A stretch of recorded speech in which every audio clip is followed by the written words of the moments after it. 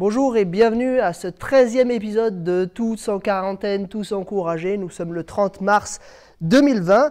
Ça fait 2 semaines aujourd'hui que les écoles, en tout cas ici à Genève, se sont arrêtées. En tout cas que l'enseignement est donné à distance et qu'on est un petit peu tous en quarantaine, chacun chez soi, confinés à la maison.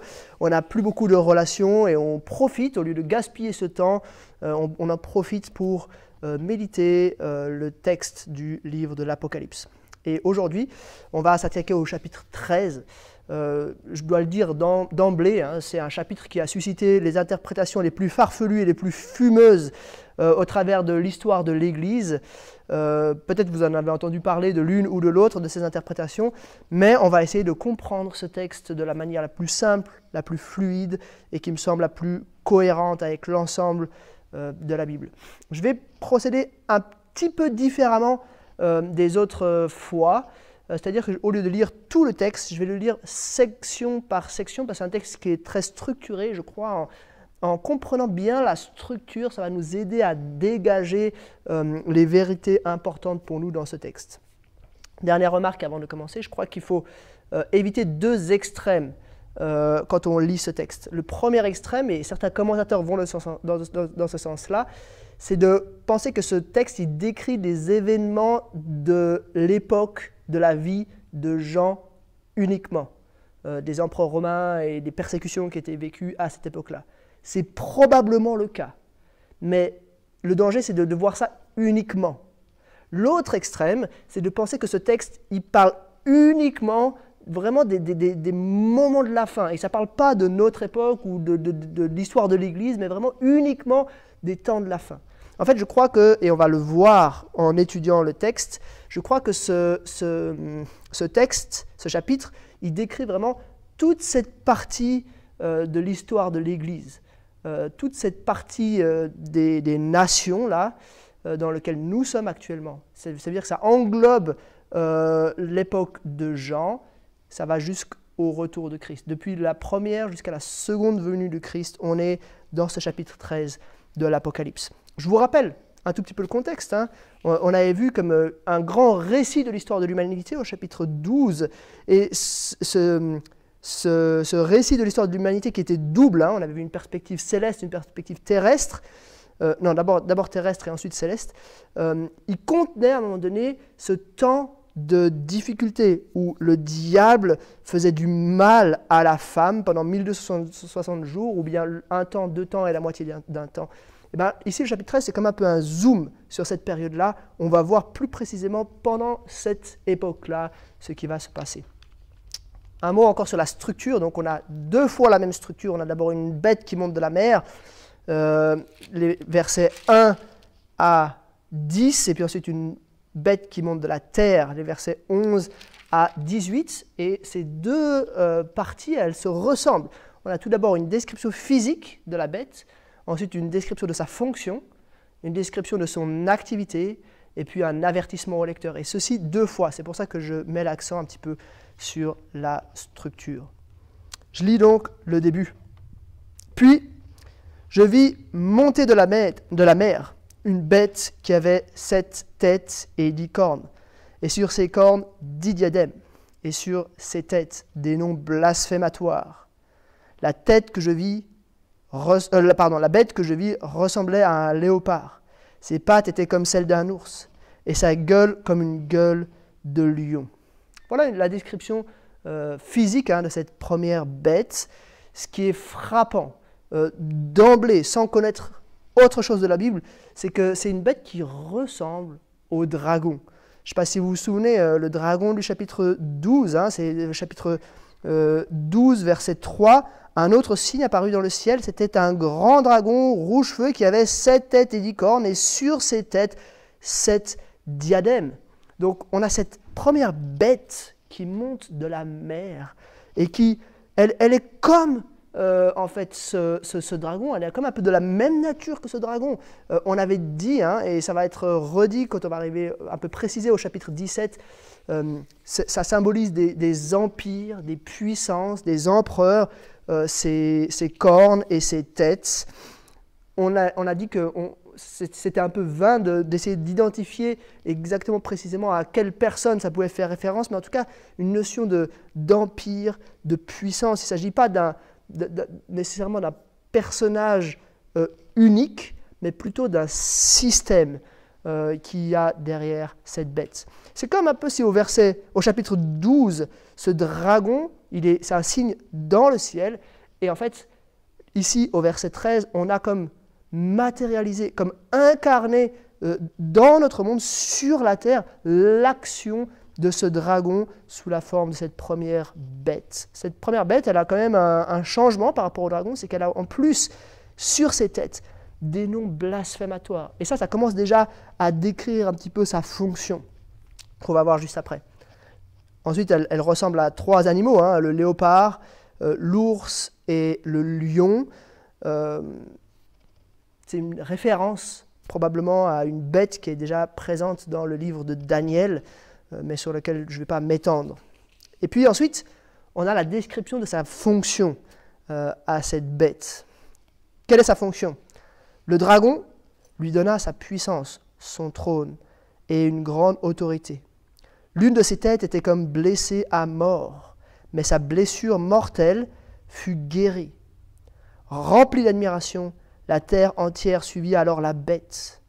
On adora le dragon parce qu'il avait donné l'autorité à la bête. On adora aussi la bête en disant « Qui est semblable à la bête et qui peut combattre contre elle ?» Fonction de la bête. Premièrement, et c'était déjà visible dans sa description physique, mais elle est là pour représenter le dragon. Le dragon, donc, est Satan, hein, c'était clair à la lecture du verset 9 du chapitre 12. Hein, il fut jeté dehors, le grand dragon, le serpent ancien appelé le diable, et Satan, celui qui égare toute la terre. Il fut jeté sur la terre et ses anges furent jetés avec lui.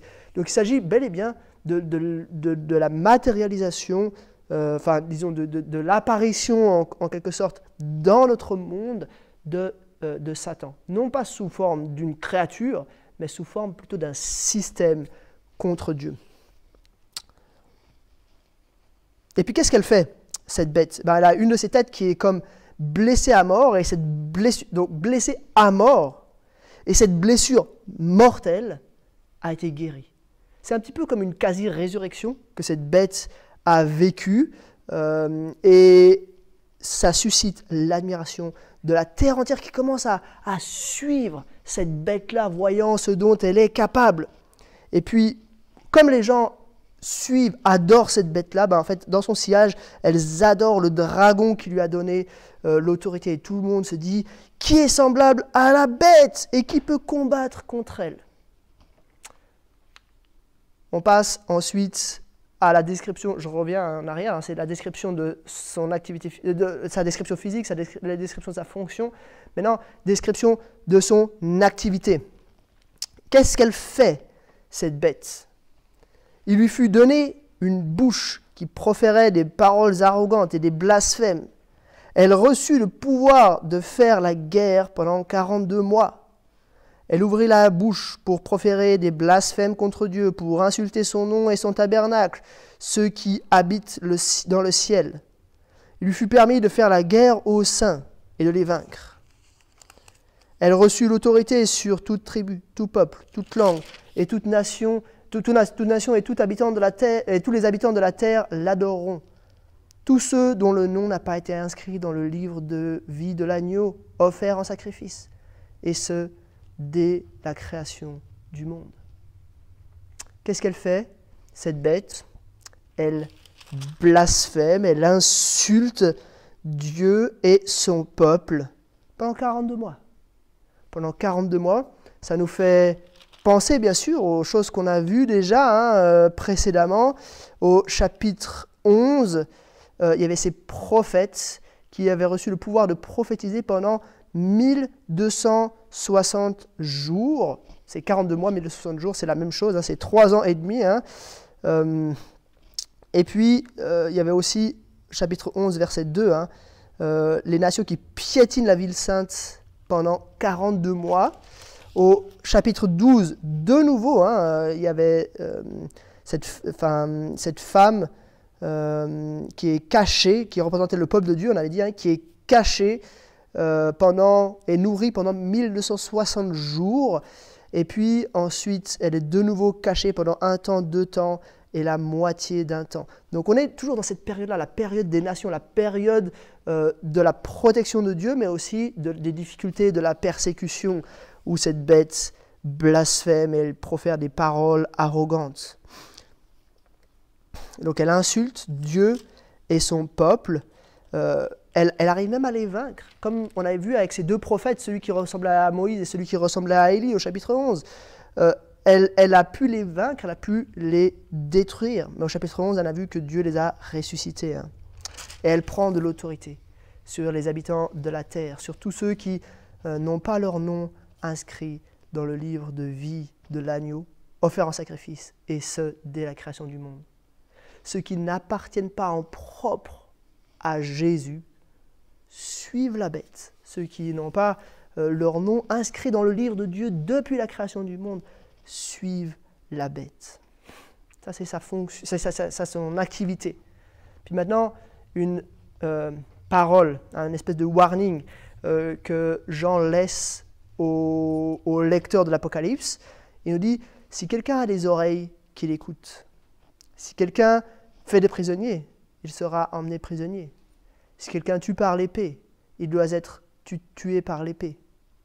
C'est ici que sont nécessaires la persévérance et la foi des saints.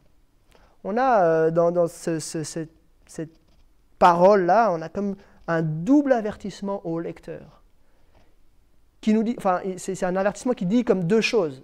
Il dit, ceux qui vont vous emmener prisonniers vont finir eux-mêmes par être prisonniers. Ceux qui vous tuent vont finir par être tués. Autrement dit, le jugement arrive.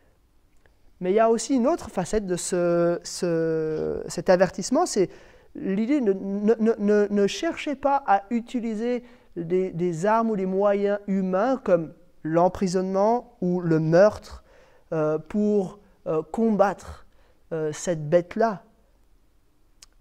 Servez-vous plutôt de ce qui est nécessaire, c'est-à-dire la persévérance et la foi des saints. Continuez, persévérez, comptez sur Jésus-Christ pour tenir jusqu'au bout. C'est alors qu'on arrive à la deuxième bête. Et de nouveau, on va avoir la description physique, la description de la fonction, la description de l'activité, et puis l'avertissement au lecteur. Tout d'abord, description physique et description de son activité. Ensuite, je vis monter de la terre une autre bête. Elle avait 2 cornes, semblables à celles d'un agneau, mais elle parlait comme un dragon. Elle exerçait toute l'autorité de la première bête en sa présence. Et elle obligeait la terre et ses habitants à adorer la première bête, celle dont la blessure mortelle avait été guérie. Donc là, on a la description d'abord physique. Hein. Elle a 2 cornes semblables à celles d'un agneau. Tiens, d'un agneau. En fait, l'agneau, bien sûr, dans tout le livre de l'Apocalypse, c'est Christ. Cette deuxième bête, c'est comme si elle essayait de prendre l'apparence de Christ. Elle essaye de l'imiter.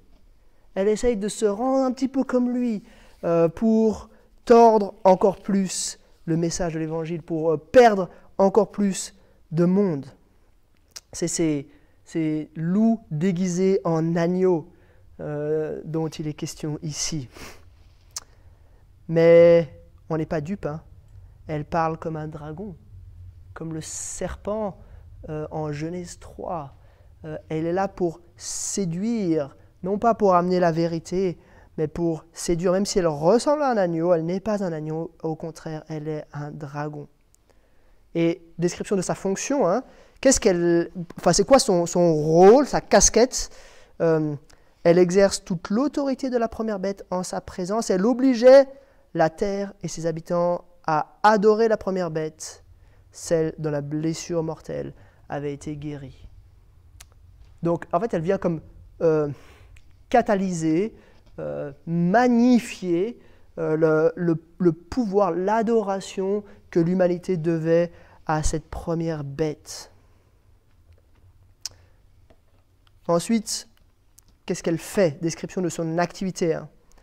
Elle accomplissait de grands signes miraculeux, jusqu'à faire descendre le feu du ciel sur la terre à la vue des hommes.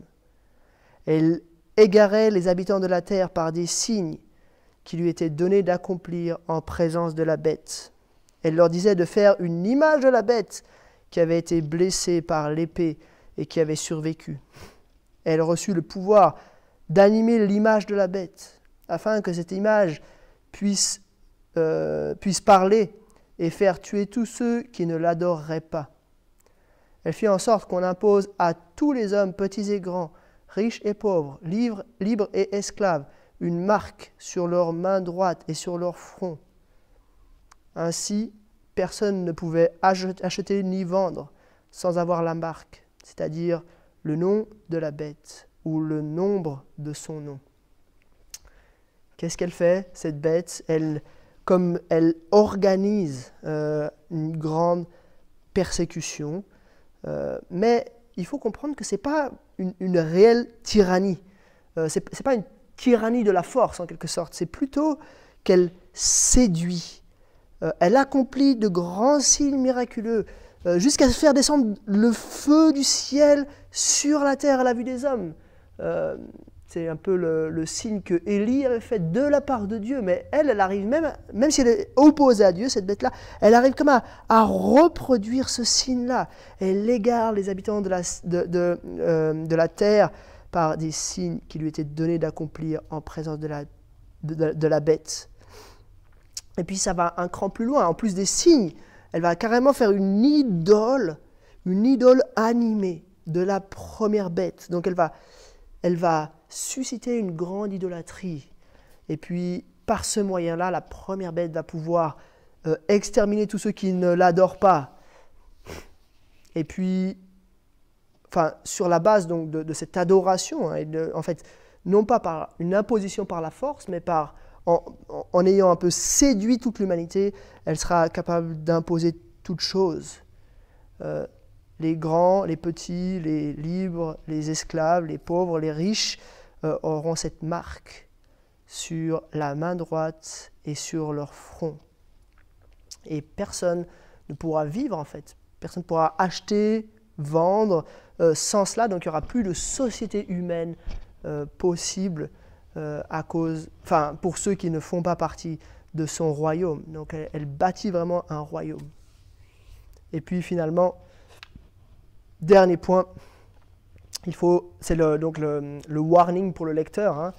Il faut ici de la sagesse, que celui qui a de l'intelligence déchiffre le nombre de la bête, car c'est un nombre d'hommes. Son nombre est 666. Alors on a beaucoup écrit sur ce nombre de 666. Certains ont vu différents personnages historiques derrière ce nombre de 666.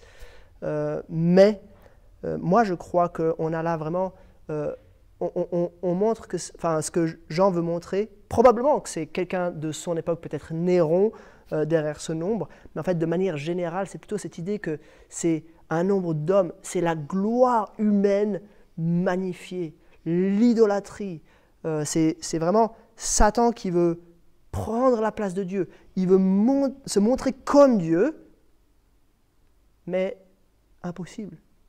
Il va toujours rester en deçà de Dieu. Dieu, la perfection, et on le voit tout au long du livre de l'Apocalypse, hein, est manifestée par le chiffre 7. Dieu, c'est la triple sainteté, donc 7, 7, 7, et Satan n'arrive pas, malgré tout l'effort qu'il y met, il n'arrive qu'à ce 6, 6, 6, une tentative d'imitation, mais une imitation qui échoue. Alors, attention, on arrive aux applications et on va prendre pas mal de temps là pour parler des applications. Attention, qu'est-ce qu'elles vont faire, ces bêtes? Premièrement, déjà, vous avez vu, il y a deux bêtes. Une qui vient de la mer, une qui vient de la terre. Et alors, là aussi, il y a eu plusieurs interprétations pour cela, mais moi, en tout cas, ça me fait penser, et ce n'est pas juste mon avis, hein, mais c'est si on regarde dans le contexte immédiat, ce qui précède, qu'est-ce qu'on a vu? Et je pense que ça doit nous faire penser au chapitre 10 Au chapitre 10, qu'est-ce qui était dit? Il y avait un ange puissant qui venait et qui posait, chapitre 10, verset 2, hein, il posa son pied droit sur la mer et son pied gauche sur la terre. C'est comme une démonstration de l'autorité sur l'ensemble de la création, la mer et la terre. C'est ce grand ange puissant qui vient parler de la venue de la 7e trompette au chapitre 10. Il a autorité sur la mer et la terre. Et ici, on a ces deux bêtes qui vont, elles aussi, prendre autorité sur la mer et sur la terre. Donc, c'est vraiment, elles vont dominer, c'est cette idée qu'elles vont dominer sur la création tout entière. Qu'est-ce qui nous est dit ici? Ce qui est très, très troublant, c'est que ces bêtes qui sont derrière lesquelles il y a Satan, vont pas arriver avec une guerre ouverte contre l'humanité. Et c'est ça qui est important à comprendre, je pense, dans ce chapitre. Satan, déjà au chapitre 3 de la Genèse, n'a jamais utilisé la guerre ouverte pour perdre des êtres humains. Il a utilisé la ruse, la subtilité, pour amener petit à petit le peuple de Dieu à l'idolâtrie. Et comment il s'y prend? Premièrement, par des démonstrations. La première bête, elle est d'une puissance incroyable. Elle a guéri d'une blessure mortelle. Donc, en fait, ce n'était pas une blessure mortelle puisqu'elle en a guéri. Mais en fait, c'est un miracle, en fait. C'est une chose grandiose qu'elle a pu faire. La deuxième bête, qu'est-ce qu'elle fait, elle? Des signes. C'est même le feu qui descend du ciel. Donc elle aussi, elle arrive avec une démonstration glorieuse de sa puissance. Elle est capable de faire s'animer une idole de la première bête. Enfin voilà, il y a des choses qui en mettent plein la vue à l'humanité. Donc une grande démonstration. Deuxièmement, il y a la séduction. Elles usent de séduction pour faire arriver l'humanité au point où elles disent « Mais qui est semblable à la bête et qui peut combattre contre elle ?» Mais elle est super. En plus, on a tous les avantages à vivre dans son royaume, parce que si on sort de son royaume, on ne pourra plus ni acheter ni vendre. Voilà les techniques de séduction de cette bête-là qui fait des belles choses, qui dit de belles paroles, en tout cas aux yeux de ceux qui sont opposés à Dieu. Technique de séduction, technique de démonstration, technique de séduction. Et puis aussi, elle use d'imitation.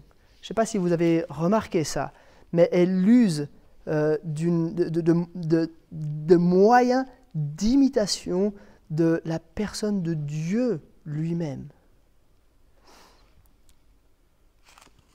Qu'est-ce qu'elle fait? Il y a premièrement le fait que cette deuxième bête, elle ressemble à un agneau. Elle a des cornes semblables à celles d'un agneau.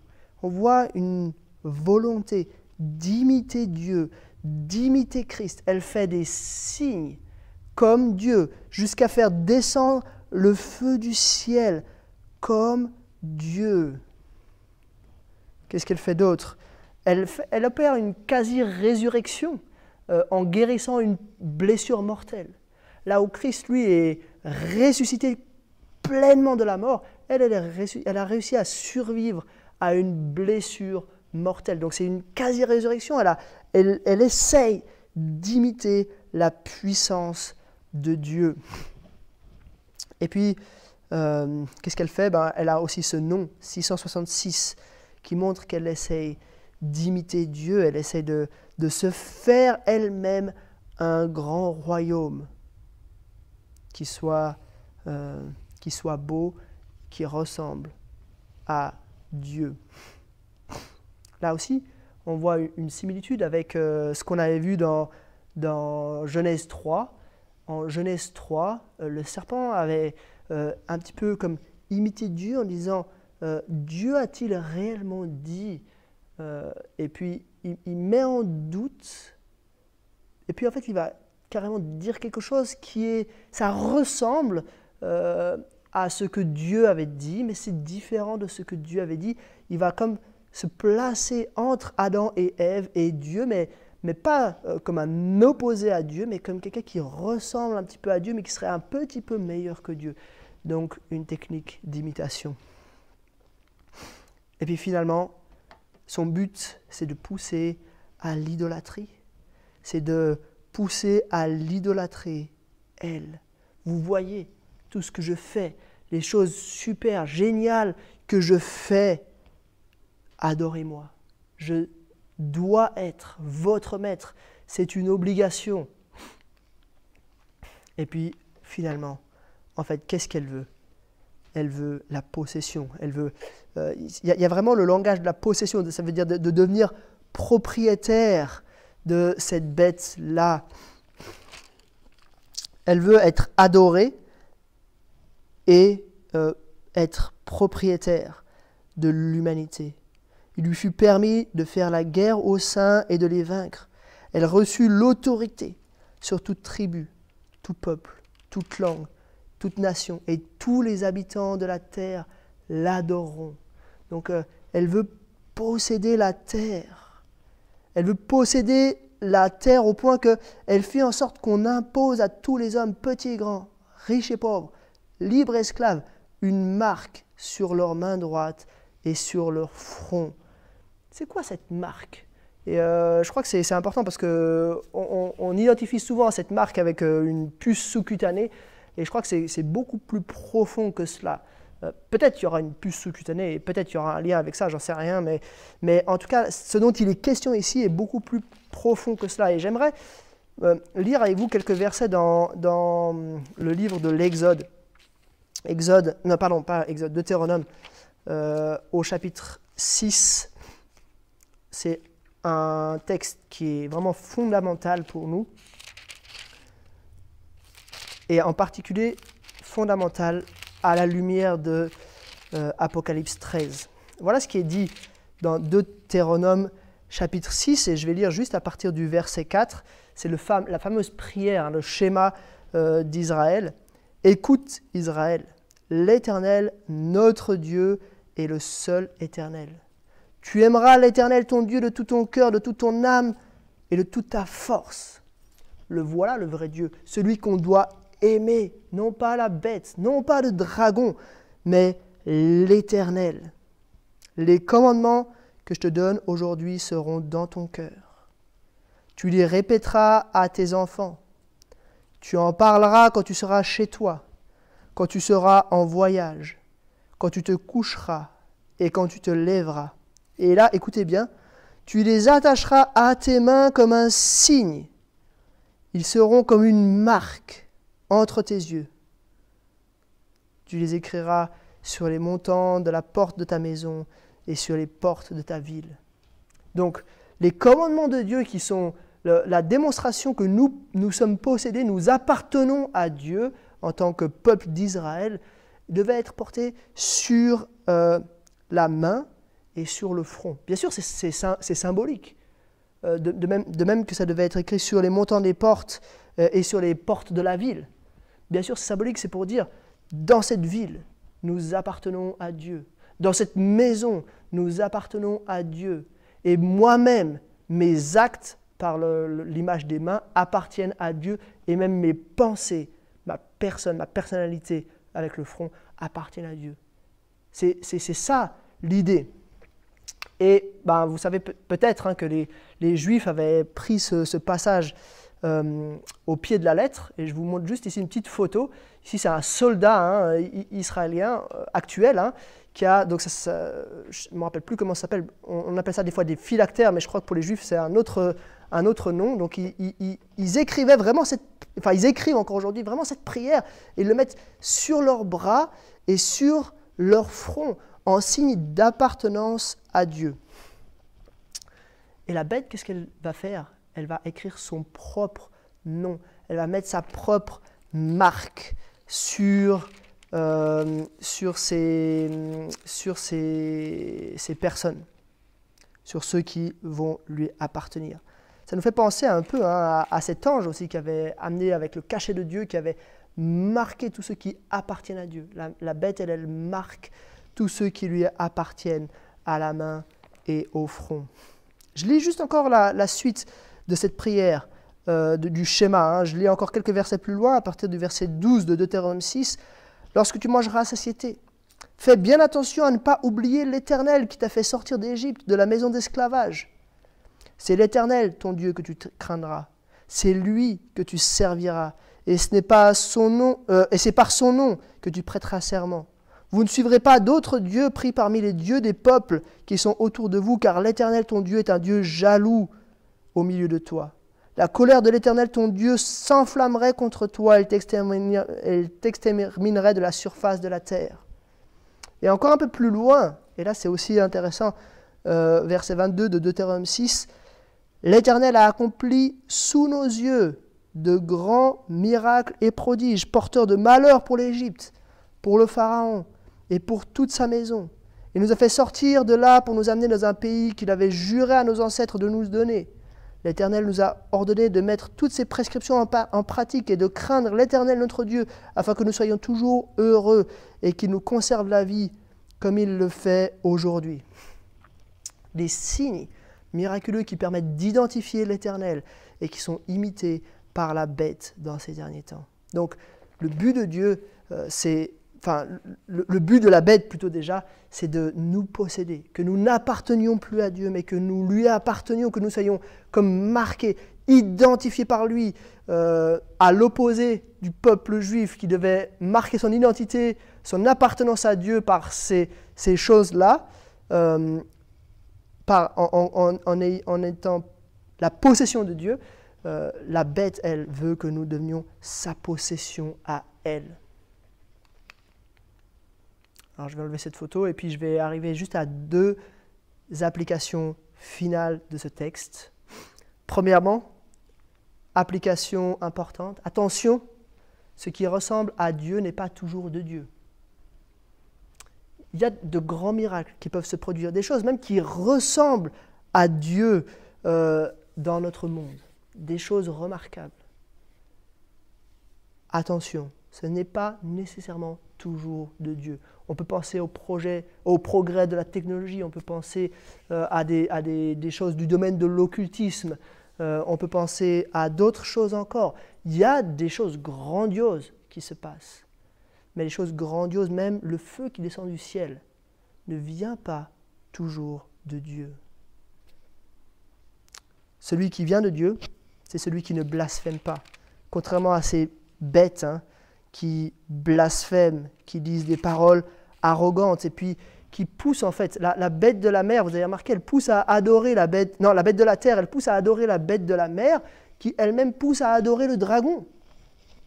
L'agneau nous pousse à adorer le vrai Dieu. Ce qui ressemble à Dieu n'est pas toujours de Dieu.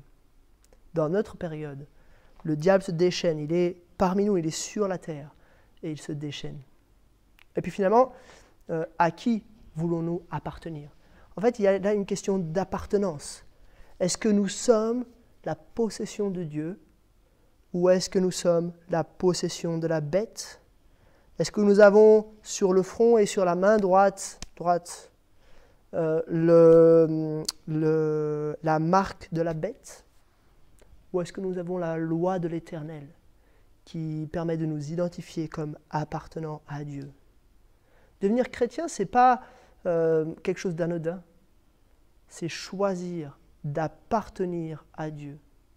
La liberté suprême que certains désirent obtenir, ni Dieu ni maître, c'est en fait une mauvaise chose. C'est la pire des situations. Parce que si vous n'appartenez pas à Dieu, vous appartenez nécessairement au diable. À qui voulons-nous appartenir? Voilà quelques remarques sur Apocalypse chapitre 13.